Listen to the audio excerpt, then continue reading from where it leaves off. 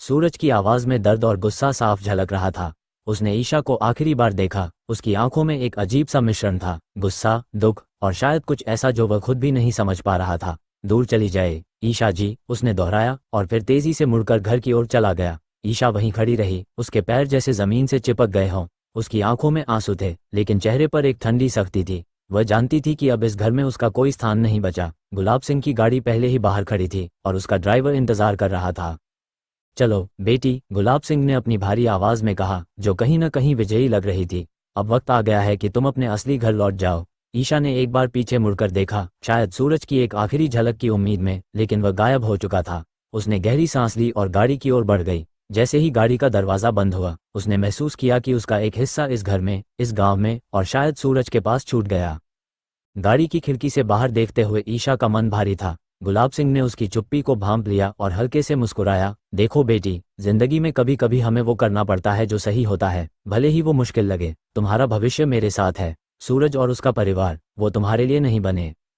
ईशा ने कोई जवाब नहीं दिया। उसका मन उस बातचीत में उलझा था जो अभी अभी सूरज के साथ हुई थी। तुम मेरे हो और सिर्फ मेरे, उसने कहा था, और फिर भी उसे ठुकरा दिया। क्या ये सच में उसका गुस्सा था या कुछ और? क्या वो सचमुच उसे अपने दिल से निकालना चाहता था?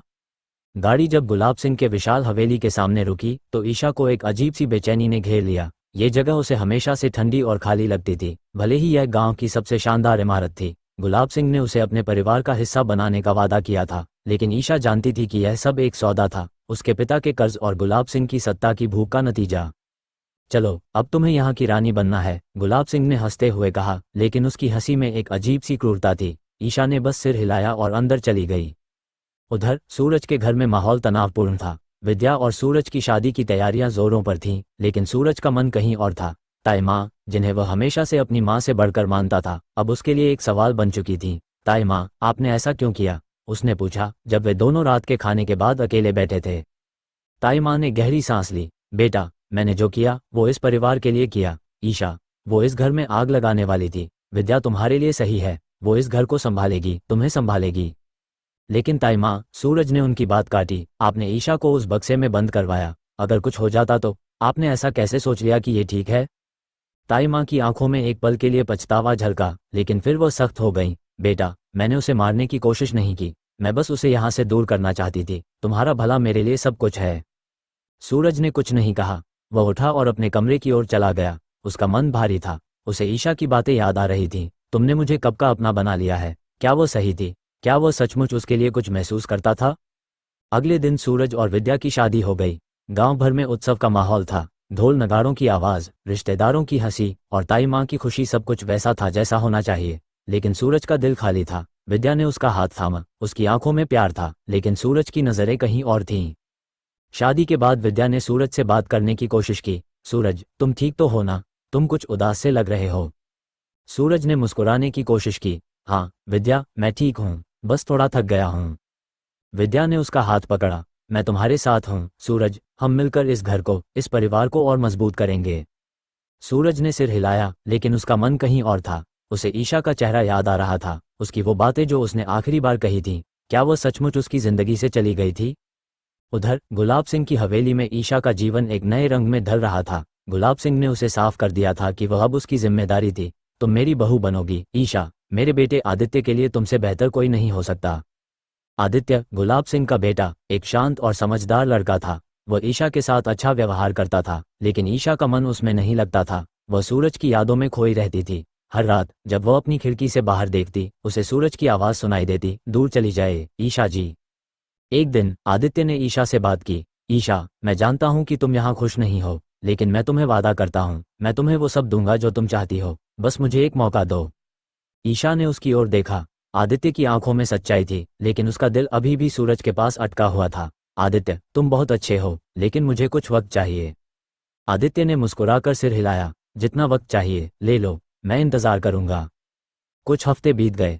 सूरज और विद्या का वैवाहिक जीवन सामान्य होने लगा था। विद्या ने घर को बखूबी संभाला और ताई माँ उससे बहुत खुश थीं, लेकिन सूरज का मन अभी भी अशांत था। उसे लगता था कि उसने ईशा के साथ कुछ गलत किया। उस रात जब उसने उसे इतनी बेरहमी से घर से जाने के लिए कहा था, क्या वह सचमुच ऐसा चाहता था? एक दिन गांव में एक मेला लगा। सूरज और विद्या भी वहां गए। मेले में रंग बिरंगी दुकानें, बच्चों की हंसी और गीतों की धुनें थीं। लेकिन सूरज की नज़रें भीड़ में किसी को ढूंढ रही थीं। तभी उसे दूर से एक परिचित चेहरा दिखा। वह ईशा थी, जो आदित्य के साथ मेले में आई थी। ईशा ने भी सूरज को देख लिया। उनकी नज़रें एक पल के लिए मिलीं और उस एक पल में सारी बातें, सारे दर्द और सारी अनकही भावनाएं जैसे हवा में तैरने लगीं। सूरज ने विद्या का हाथ और कसकर पकड़ लिया, जैसे खुद को याद दिलाना चाहता हो कि अब उसकी जिंदगी विद्या के साथ है। लेकिन ईशा की आंखों में वही सवाल था, तुम मेरे हो सूरज? और सूरज चाहे जितना झुठलाए, जानता था कि उसका दिल अभी भी पूरी तरह से विद्या का नहीं हुआ था।